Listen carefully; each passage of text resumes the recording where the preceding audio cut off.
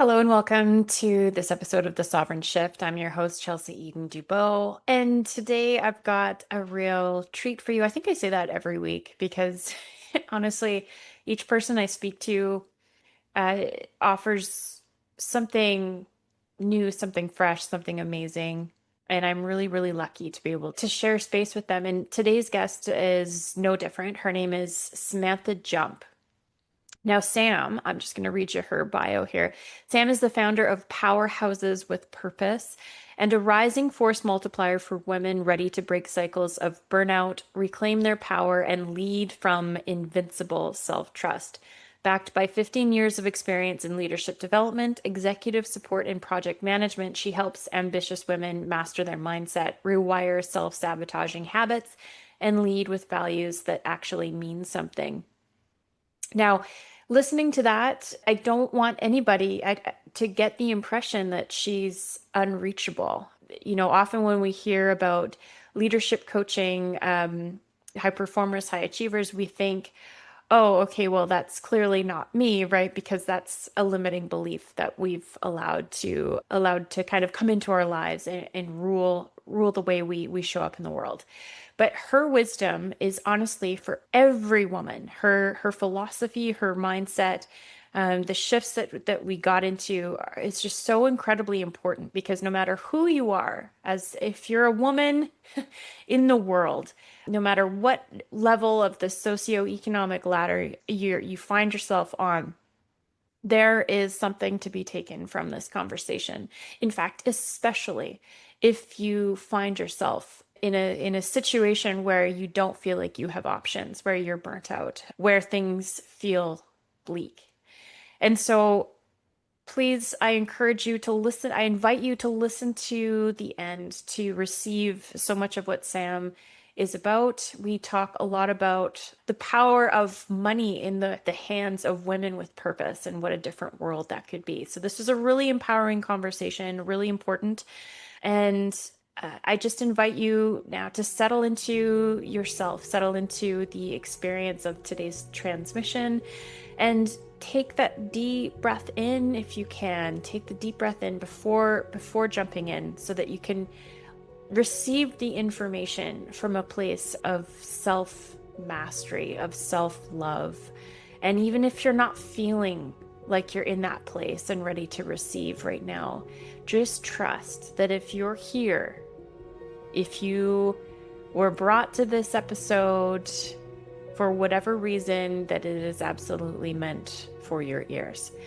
And so with that, I invite you to drop in, to take a deep breath in through the nose, filling the belly, the chest, the upper lobes of the lungs, and a deep breath out through the mouth. And I'll get you to do that a couple more times. And you can do this even if you're driving. No matter where you are, you always have the power to return to sovereignty. Because sovereignty begins and ends with the breath. Your ability to breathe through whatever you're facing. And so with that, please enjoy today's transmission. Enjoy Sam. Enjoy this conversation. See where you can apply it to your own life. And of course, if it resonates, amazing. If it doesn't, just take what works and leave the rest. And with that, I'll see you on the flip side.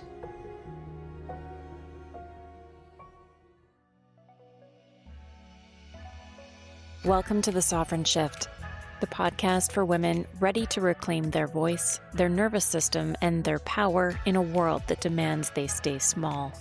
I'm Chelsea Eden Dubois, founder of The Sovereign Shift, creator of Woo Breathwork, and your guide on this breath-led journey into sovereignty of self, system, and spirit. Each episode, I sit down with powerful women, thought leaders, everyday revolutionaries, and allied voices to explore the real, raw, and radical path to embodied sovereignty. We talk about stress, burnout, addiction, motherhood, balance, sexuality, leadership, and breath-led spiritual awakening. And yes, we go deep into all things woo, the divine feminine, altered states of consciousness, intuition, ritual, and the parts of womanhood that have been exiled or dismissed as too much by patriarchal systems. Here, Truth is medicine, breath is power, and your sovereignty, non-negotiable. Let's begin. Hey, Chelsea. Hi, Sam. How are you? I'm doing great. How are you this morning? I'm good. It's wonderful to see you. Yeah, Thanks so much for coming on the show. I wanted to ask to start today, is there an intention or like an energy that you would like to set for this transmission? I am just in trust right now. So my intention is trust that the questions that you feel will be most valuable to those that you serve are going to come through you, and I'll be here to show up for those as they do. I was really looking forward to our chat today. You came from a corporate background, and now you help, I would say, probably high achieving women who are experiencing burnout. And I'm curious, let's go back to the before time. So, who were you before you became this version of Sam? I mean, it's been such a process of unraveling and unlearning and, growing into each version along the way, right? There's not really necessarily like the before and after. I think it's been a process of becoming. And so in that, whenever I was unaware really of my power to determine my responsiveness to life and how I really wanted to show up, where I was just kind of subconsciously going with wherever the programming in my mind was leading me. I was definitely more easily triggered. I had a hard time being by myself. I had a hard time really letting myself have unoccupied or unscheduled time in the days, because to be by myself was such an overwhelming place that I just filled my days with projects and with people and events and, you know, everything that I could do to not really need to focus on me, because all that was brewing under the surface was really too overwhelming to be with. So I was so fixated on the external. And so as I began to really pay more attention to that and be invited to really challenge the narratives that were running the show and be invited to challenge whose beliefs I was really operating from, I think therein, came the starting line for that unraveling.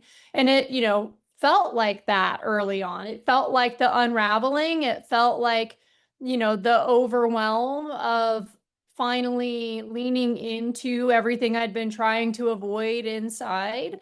And so with that came a lot of resilience building. It came a lot of layers of loneliness within that to reach those places. But the deeper I went, the stronger I became. Instead of, before I had taught myself that, to go within is where weakness lied, that I can only stay strong for those around me if I'm staying focused on those around me. And what life has really proven to me over this last 15 to 20 years is that the more I can know myself and show up for myself and take ownership of how I show up in my life for myself and for others, the more impact I can make on the lives of others. And so, in working in corporate environments, that slowly meant shifting away from those environments and working more with nonprofits. That meant working with startups and entrepreneurs.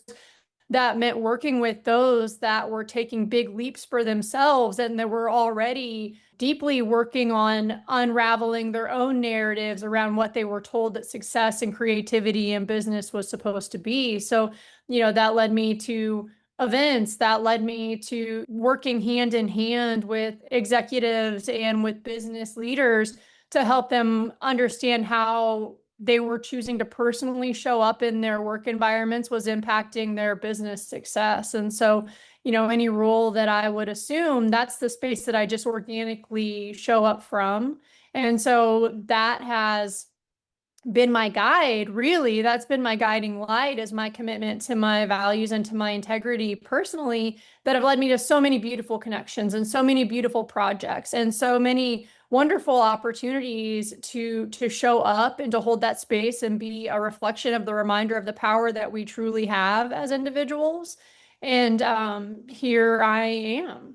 And when we talk about unraveling, what does that look like?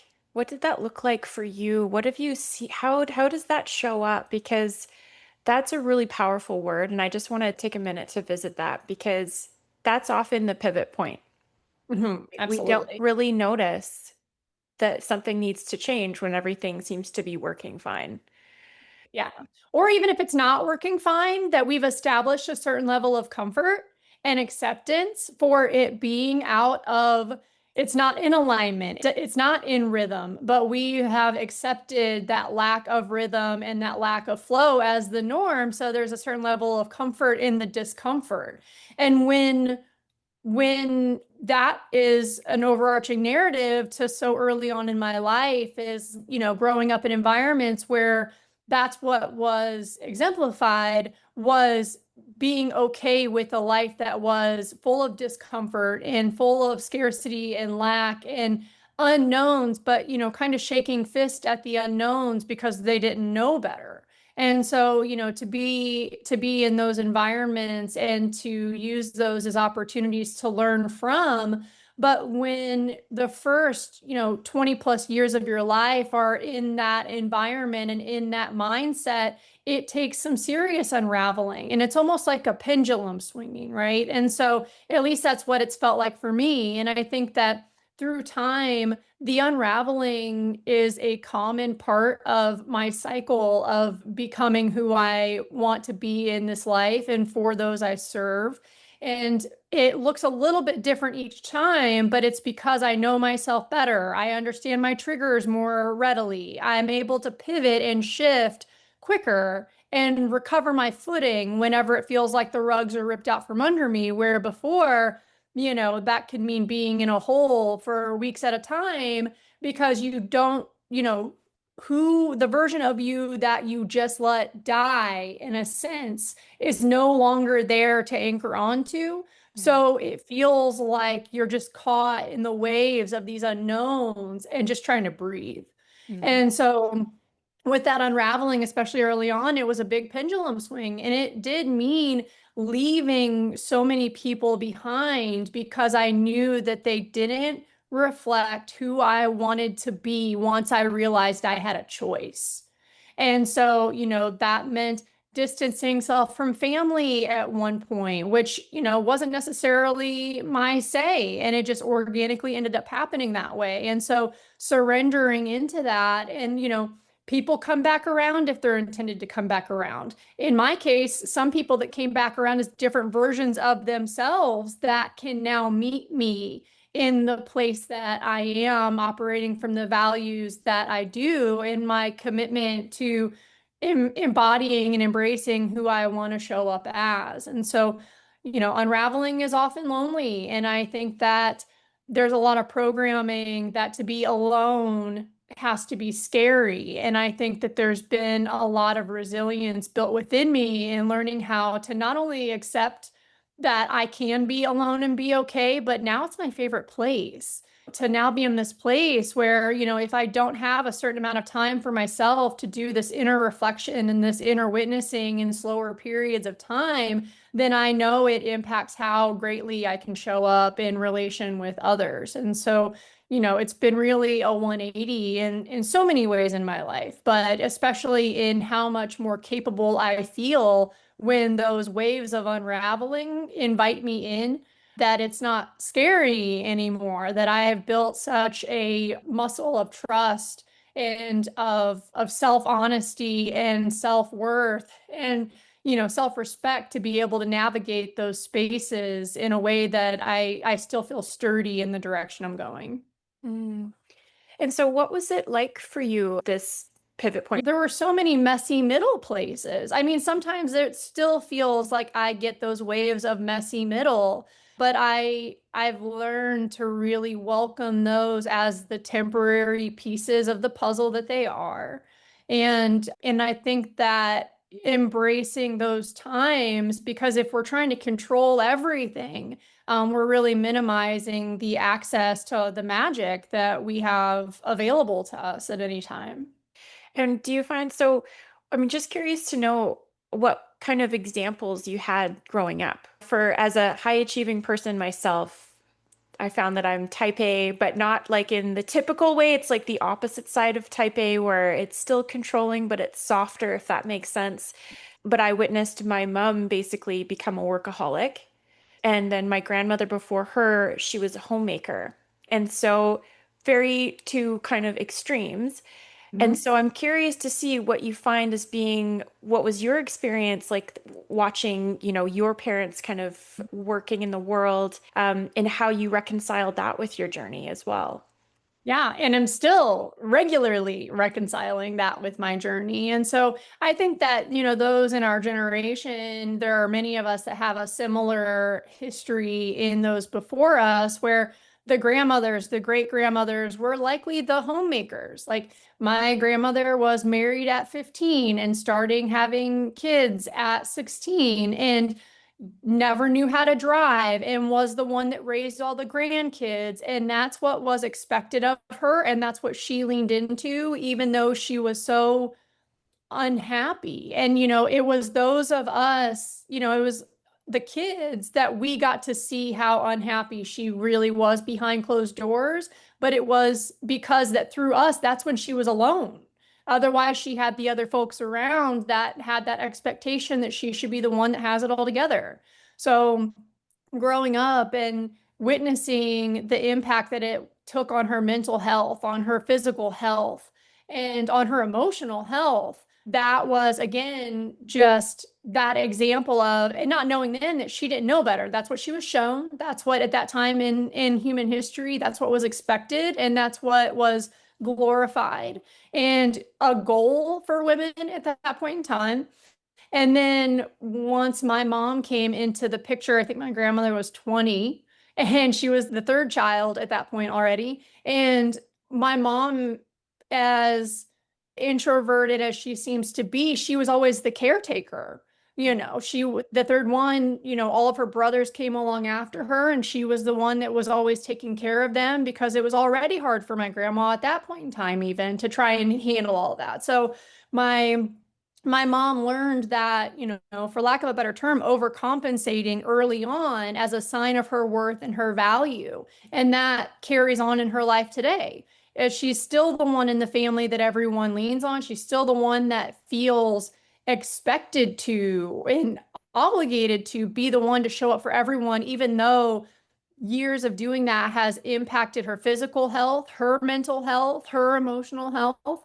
And she still just keeps going, knowing at this point that it's slowly breaking her down because she also learned the expectation part. So she watched that like homemaker thing, and it's what she always wanted, right? She always says that she wished she had more time with my sister and I, but she was working. She, leaned into it. She worked at the same place from the time she was 18 until she just retired a year and a half ago. Mm. And so she took such great pride in that, which was also a part of the programming, right? You get in the place, you stay with the place. And it was cool because at least I had the opportunity to witness that my mother liked where she worked. She felt appreciated where she worked. So that was always something that, wasn't as common, especially in others in my family. But, those were the biggest example, and those were the two primary people that raised me. So that was the dichotomy, but also at this point in my life and over these last 15 plus years, knowing how much I have to learn from them,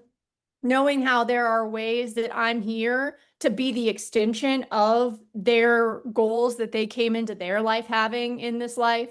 And so, really learning what that means, catching the patterns that I still have within me that came through in the programming, but then also catching the places where I know that if they had the chance to start over now, what they would be applying. I try to be really mindful about applying those things in my own life, as far as not caring what other people think about me, as far as, whenever I need a break, that I'm not scared to take a break because I'll be seen as weak or less than.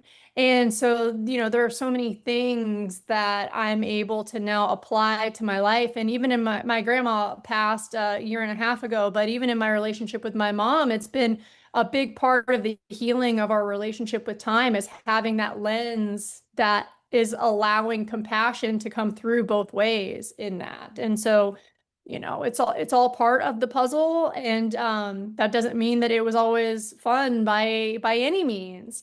But it's helped me get here, and I know that there's a lot of love and joy and appreciation that they know they're a part of that. That the space that I get to hold in this world wouldn't be possible if not for them and for their choices.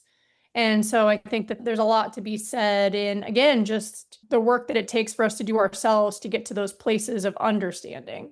I think it's so fascinating because it profoundly demonstrates the dichotomy that women carry within themselves. Because once we were able to leave the house and start working and build that autonomy, the independence, we didn't get rid of or balance the duties that are the expectations, right? We just took on additional ones. And so we carry both I want to say like the smushing of the matrilineal lineage that we hold, where the oppression, the suppression, and all that stuff.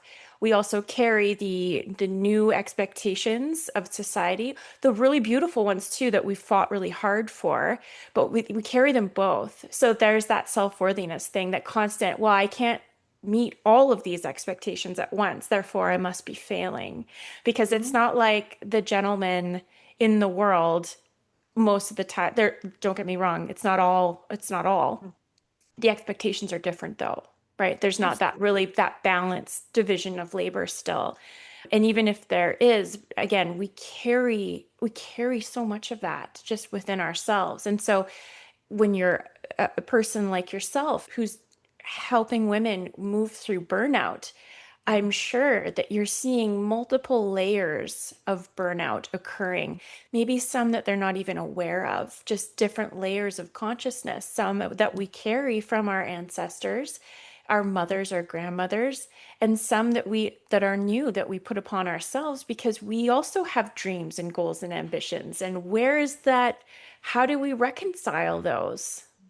Mhm. Yeah, I think it lies in the pace largely. I Mm, think that we all have so much pressure to keep up with the speed of everyone else and disregard the speed that we innately need to go at, which can change season to season. It should yeah, be changing season to season. yeah, And, which largely we're not taught. Like we have to end up in communities or end up with mentors that are practicing that, or I've been with an organization that one out of all of them, one that really honors the flow of the seasons and honors the cycles, and but one.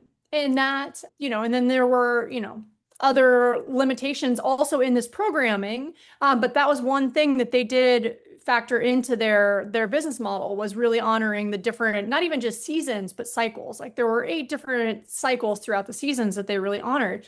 But aside from that, we're all expected to be going full speed all year. And especially in different industries, there are even bigger ramp ups within that full speed that you have to go into overdrive, and it's expected of you. And if you can't keep up, then you're gone.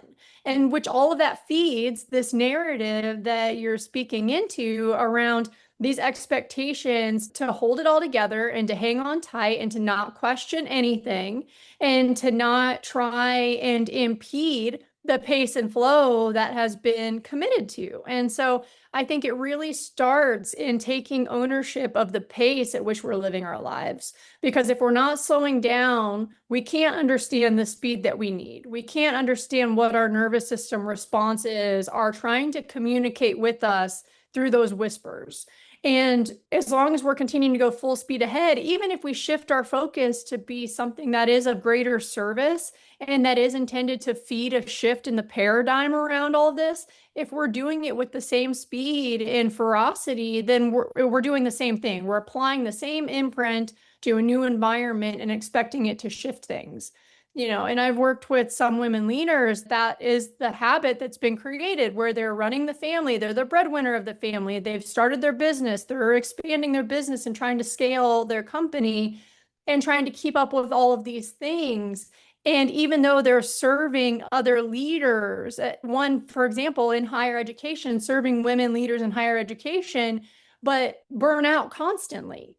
And so it's like the same thing of taking these habitual patterns into different environments with a different label, but the same practices, and wondering why things feel like they're stalling or stuck or plateaued. And it's because there's just no energy left to give behind it or to allow, right? It takes a certain amount of capacity to surrender and a certain amount of pace to invite surrender. And, I think that those are some of the toughest things in a culture that really tries to push the narrative of speed and of efficiency leading to more productivity, more things being produced. And so I think as long as we're subconsciously feeding those narratives and going too fast to slow down and question what is actually leading us from within, then we're missing the mark. Yeah, I really appreciate that perspective. I'm always curious to know what people think about what's causing this need for speed. Like what is actually feeding it? Is it just money? Is it just capitalism? What is it?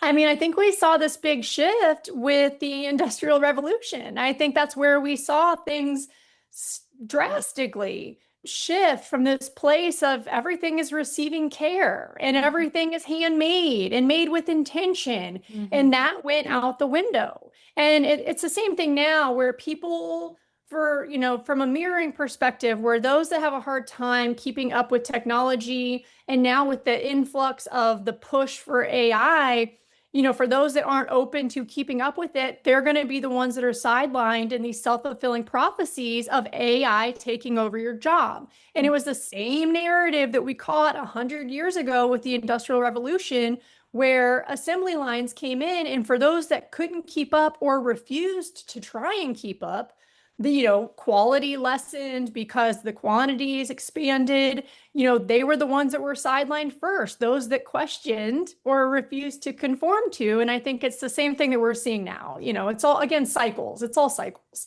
And so I think that, it's something that's been happening for so long now, where it's been expected for generations at this point.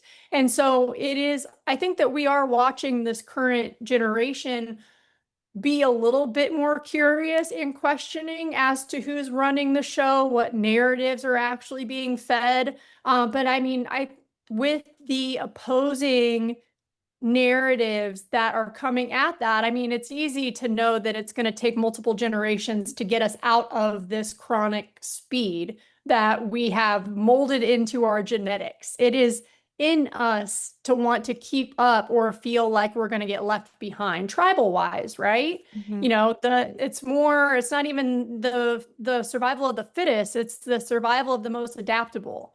And so it's, how can we, as we're being adaptable, still do it with intention and with integrity? And so I think that's the big shift, is now we have enough people who are aware of that component that was previously left out in that equation. And I think that's where we're seeing the most committed shift, is that people are being more adaptable and resilient and open to change instead of so resistant as the generations before us have been. And so with that adaptability, but also now integrity and intention and more connection to our intuitions, right? Of This is course. one of the first generations that, as a larger collective, are owning our connection with our intuition. It's unavoidable that we're going to see those shifts ripple out into the direction that we're going as a collective. No, I love that. For me, nervous system regulation is so incredibly important. But it's really interesting when you think about the systems in which we exist, which are very deeply rooted, right? The you better keep up or you're going to get left behind. You're right. It's like a survival, it's totally a survival thing. But then our nervous systems too are really rooted to survival. And so it sometimes feels like our bodies are actually fighting against the systems in which we're operating because they're so high stress and we're so chronically stressed. Cortisol is chronically elevated that it almost feels like we've created systems that we actually aren't really adapted to. Right. And that, like you said, it's a metaphorical fight. the Yes. internal pace and demands versus external, but it's also physically manifesting. It's why, autoimmune diseases and deficiencies run rampant, especially in women, right?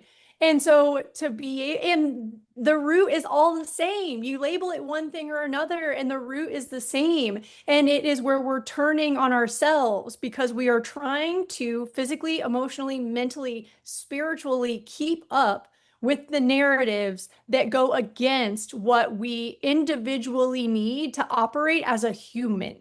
Mm. Foundationally, we have been taught and brainwashed into thinking that we have to go against our systems in order to succeed.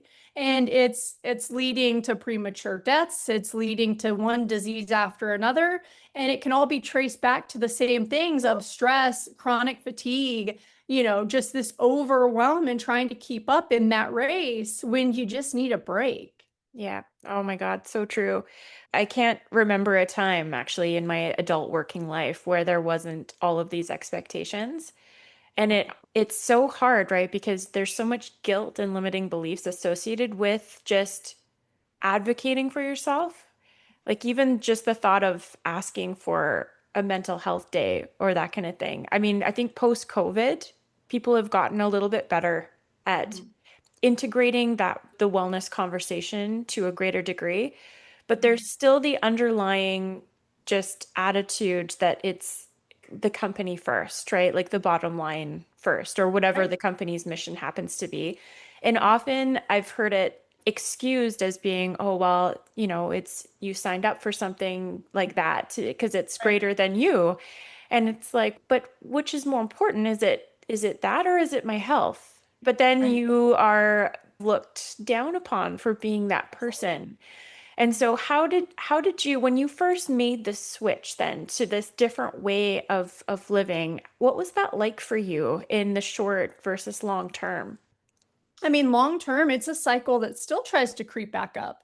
That proving as a means of avoiding guilt and shame. And, guilt and shame are two of the lowest frequency emotions that we have access to as humans. And yet, things like the example that you just gave of basically being shamed and guilted that, hey, you signed up for this, what? You can't keep up? Hmm. That while we have more organizations and leaders who are more open to and supportive of employee well-being, team member, human well-being, it's still not the norm. So the majority of us do not have, especially, those that are in lower working class have no idea what that means to be able to go to their supervisor and let them know that, hey, I'm having a rough day. I could really use a break. No, Yeah, that no, doesn't unheard of, exist. unheard of. Yeah, So for us to even be able to speak of this and have examples of that and know what that can feel like is such a privilege that a lot of 100%. people that are in these spaces talking about these topics have no idea how to comprehend and would likely turn this off if they even heard this part of the conversation. Mhm. And so, having an awareness of the spectrum that while we have access to even this like middle ground where things are shifting and we're witnessing those examples of that, there are so many humans in this country who could never fathom those kinds of exceptions being made to their narrative of their human well-being, what it means to treat each other as a human. And so, that is the environment that I grew up in the middle of Indiana. So the idea of you go to work no matter what, and even if that means pushing through sickness and disease, you go to work because it's what's expected of you. It's what you signed up for. You not going to work for a week because you've gotten yourself in flux internally could literally mean impacting your bills being paid. And so having that be the generational imprint here, these are still pieces of cycles that I have rise up within me in my subconscious narrative. And it is 100% why it is integral to my well-being that I give myself the opportunity to have enough slow pace so that I can catch those voices when they're coming through. Because Mhm. if I don't, then it's so easy to get swept away.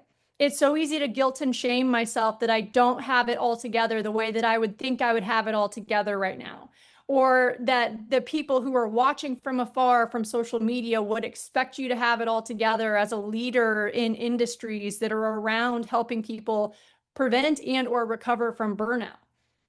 I'm able to do the work that I'm able to do because of the journey that brought me to the place of diving deep into these topics and into my personal practices, my personal habits, my personal belief patterns and perspectives on the world and myself. And so to be in it is what led me here. And there is no perfect. So again, I just want to, be kind in reiterating that there was no easy switch. There is no, okay, those narratives are gone and now I'm here. That is not it. It's not possible. And it should never be made to be believed that it's possible, because I think that just further feeds those narratives of guilt and shame within us that are too readily available as soon as we aren't present in our minds. Mhm. And so, there's still things that I work on daily, literally daily, to make sure that I'm keeping my channel clear, to make sure that I'm honoring what I need in my days, whether it's more rest, whether it's more greens, whether it's a little less food, so that I can just let myself focus on recovering emotionally from what, we were in a car wreck a few months ago, and of course, just powering through it right away to make sure everybody's taken care of.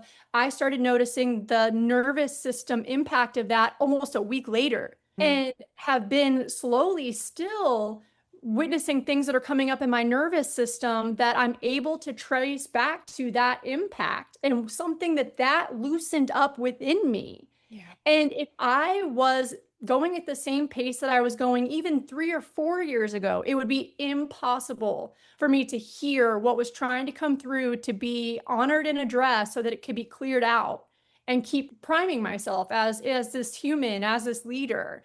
And so it is a process and it is never ending.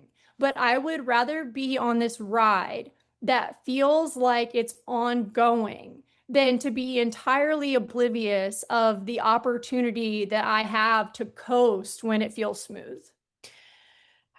Thank you so much for that. And you mentioned something that I think is really important to address too, which is the topic of privilege and where it intersects with women who are definitely on the lower socioeconomic spectrum. Because you're right, they're burnt out and no one's taking care of them. Nobody.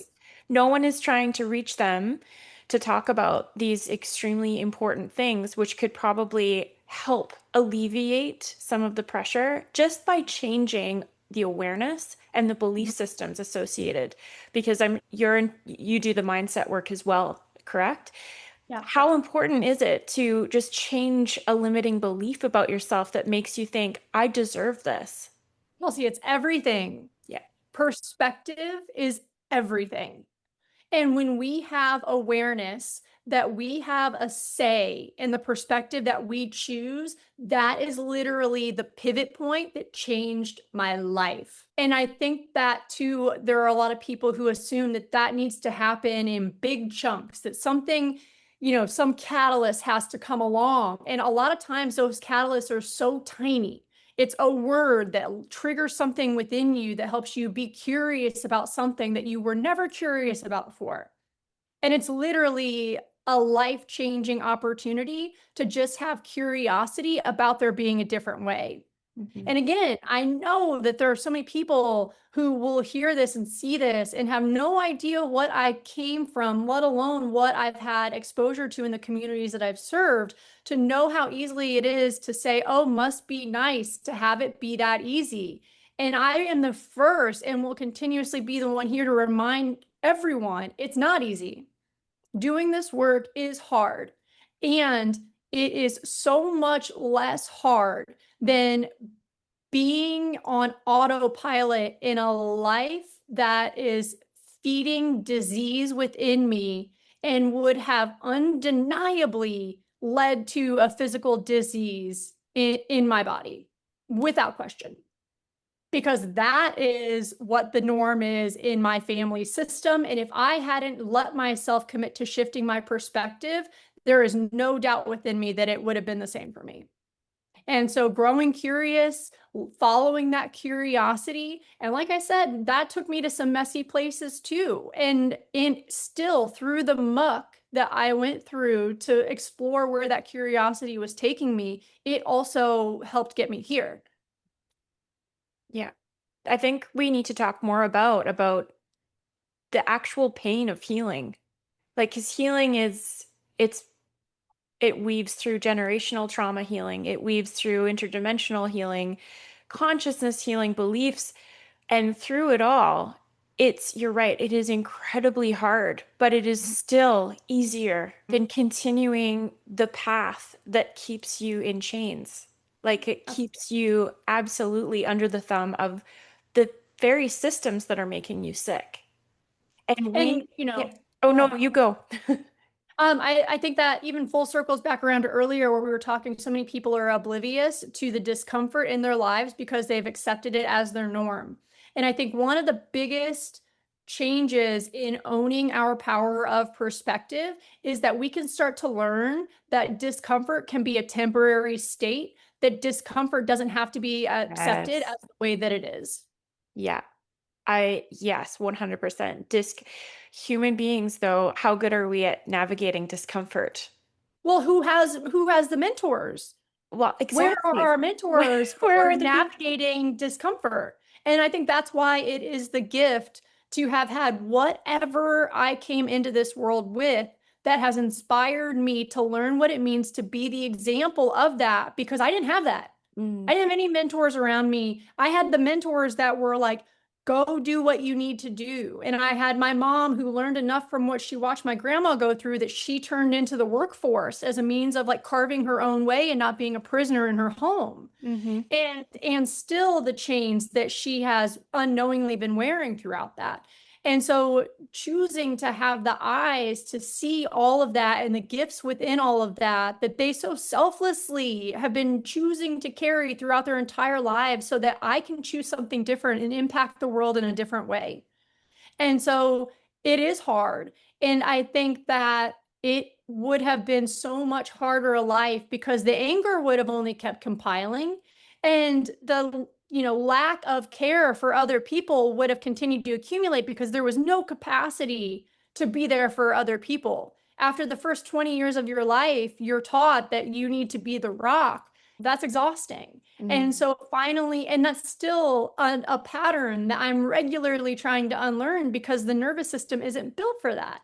And so, there are so many different layers, but, easy is the last thing that I would call this work. And I think that's why I stress the importance of the folks that I work with. They have to have some sort of foundation of, being open, being curious, understanding the importance of a value system in general because getting over those initial hurdles requires so much focused personal work.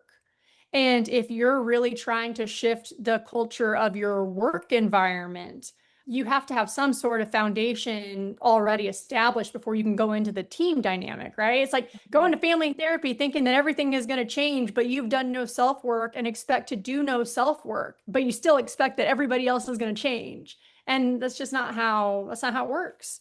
No, it's an inside job from Absolutely. start to finish. No, I love what you do because, you know, you're empowering women. And I think right now, more than I think it's always been important, but because we're alive in this time and things are so volatile in the world, in the United States for women right now, especially, women need money. Women, we need to empower money to lift them up, to help them get out of these cycles, because women with a powerful mission and money to help them be resourced to put their goals and dreams into action, Unstoppable. unstoppable, right? Unstoppable. Yeah. Yeah. And people like Rachel Rogers are coming out more and more and speaking about this. And there are just other women, the spiritual investor, there are other women who are really holding it down in their relationship with money through their personal story and their personal evolution, and even being very vulnerable and open about the struggles that they still go through. Because as a culture, as women, we have been imposed upon that we should not only be able to make it all happen, but be able to make it all happen with nothing. That we should be able to be tapped out. And again, like there are still people in our current generation that the money that they receive is what their partner is allowing them. And so the idea of having a healthy relationship with money and recognizing it as a neutral force of making change in the world, most of us didn't grow up with that kind of No. teaching. And those of us now, I am deep in those practices, and it is still so hard every day to convince my energetic body that I am worthy of allowing that ease into my life. When all we know is struggle and how to navigate struggle and come up above it and then be put on a pedestal for having overcome those struggles, it gets easy for the our being to assume that we need struggle to be successful. And so that is some of the hardest rewiring that I personally still encounter, is accepting that my life can be easeful and abundant, and that I can allow monetary support and financial freedom into my life, that it doesn't have to remain a struggle. And so, and it's so funny, for lack of a better term, how many women that I work with, that's the exact, the mirroring, the law of attraction, that of course that's what comes. And where a lot of the stalling is and the glass ceilings and the imposter syndrome lie in that worth and in that self-value of owning what we deserve and not feeling guilt and shame for using the word deserve. The struggle with struggle Mhm. and money. Oh my God. It goes so deep. Like it's and even the topic when you say when you talk about money and women and just the stuff because you see a lot of it on social media right now. You've got a lot of there seems to still sort of be this subtle undertone of who does she think she is? And like, why does she Absolutely. want all this money? Like, Like, why do you need all this money? There's that whole, it's pervasive. You must see it all the time in your work. all the time. Yeah, and especially because our environment is always going to reflect onto us what we're feeding within still. So when those are the primary voices that are still trying to sneak up within us, of course, that's what we're going to see popping up around us.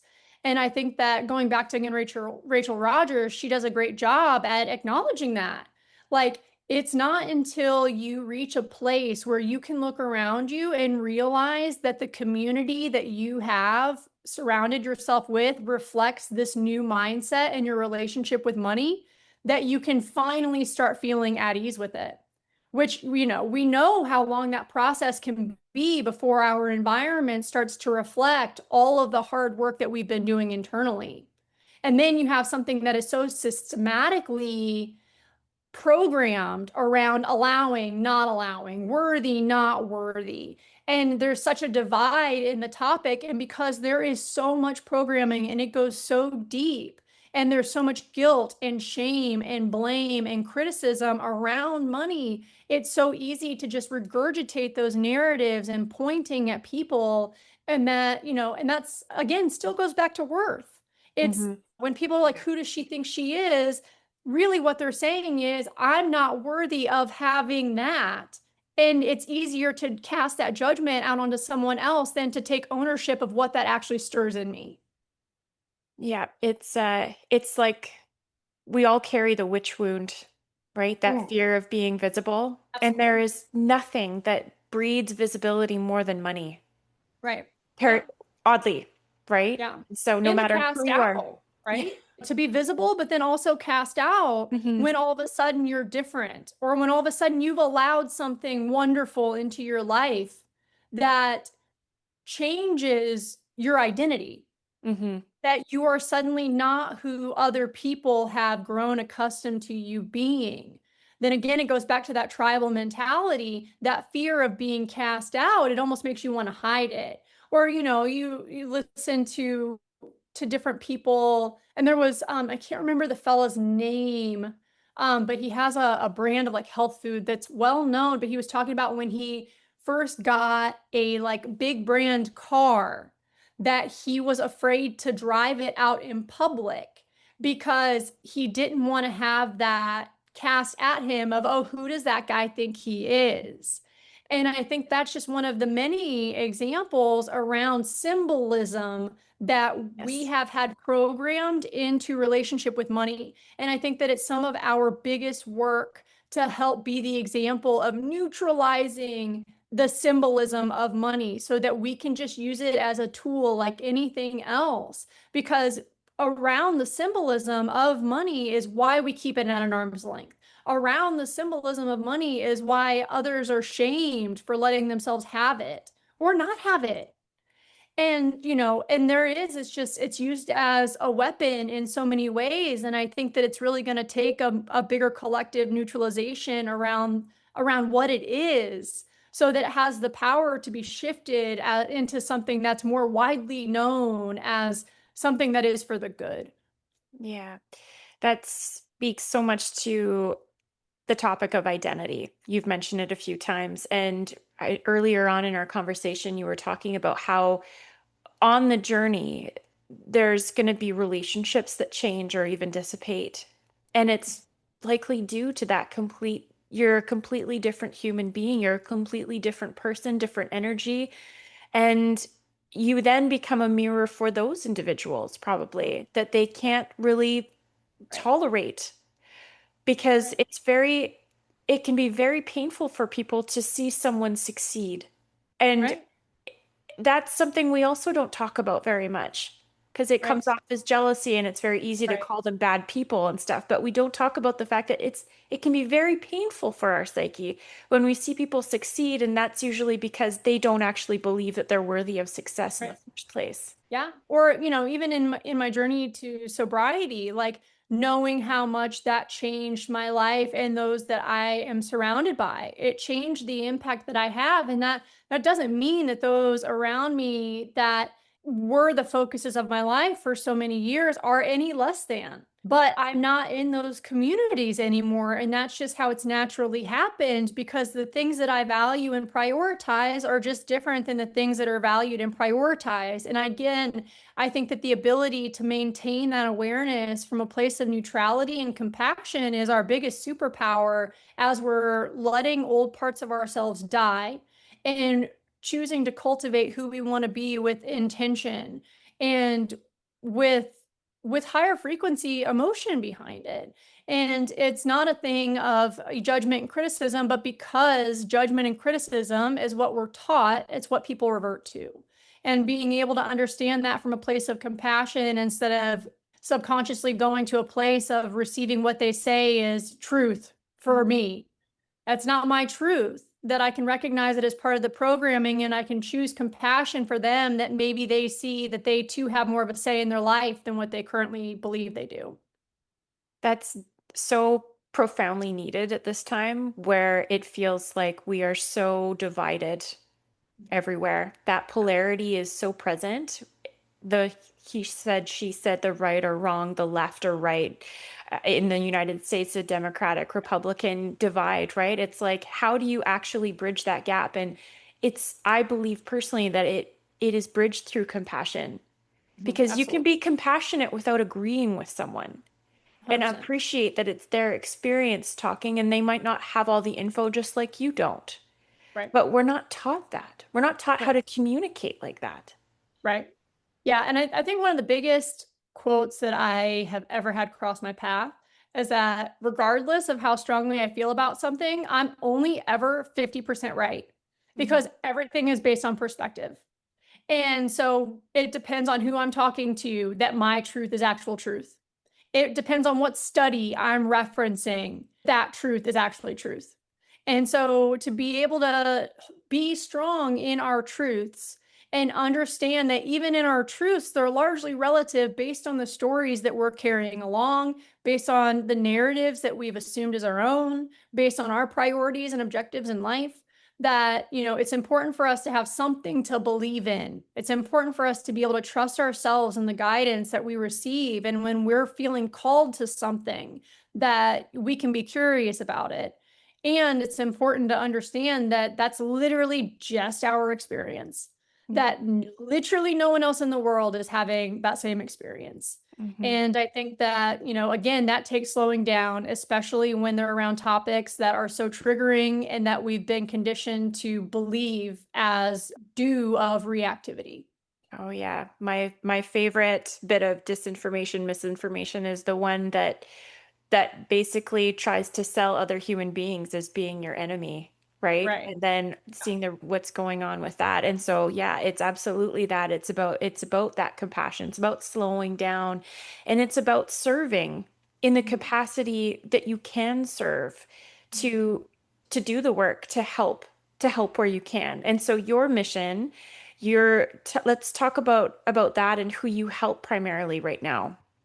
Yeah. So I primarily help women leaders and business owners and their teams to understand what their individual values are so that they can be clearly communicated with each other and help each other understand how they operate so that work environments, work cultures can be more cohesive. They can be more focused on well-being. They can be more trusting, and you can really show up from an authentic space and from a vulnerable space and know what that means for each other. And so I love the idea of having a larger scale impact and doing this work within corporate environments. And we just as a culture aren't there yet.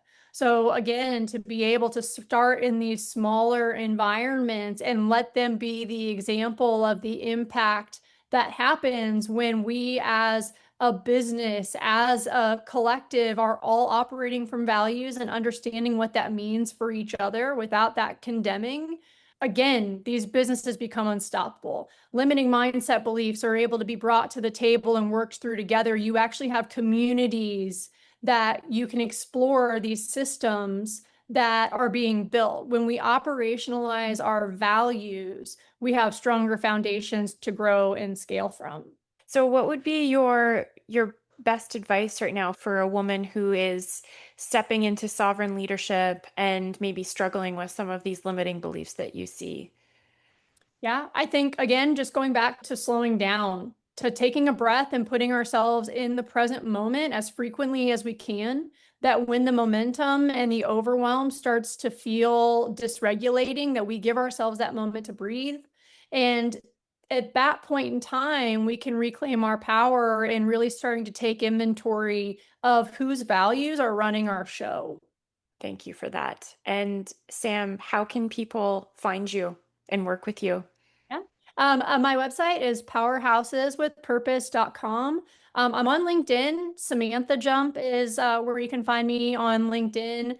And other than that, you can email me. All my contact information is there on the website. And if, anyone is feeling any kind of curiosity or just needing a little gentle nudge in the direction of where you're feeling your biggest hurdles are, I'm here for it. Oh, thank you so much for sharing the space with me today. It's been an honor and a privilege to talk to you about all of these really important things. So thank you. Yeah, ditto, Chelsea. This is wonderful. Thanks for being here. If something stirred within you today, that's not an accident. It's a shift. To go deeper, visit thesovereignshift.ca, where you'll find breathwork audios, resources, mini courses, workshops, and programs to support your reclamation, body, mind, and soul. Like, follow, and subscribe wherever you get your podcasts, and toss us a follow on social media if you're so inclined. And remember, your breath is your power. Your truth is your compass. Your sovereignty is the revolution. Until next time, stay sovereign.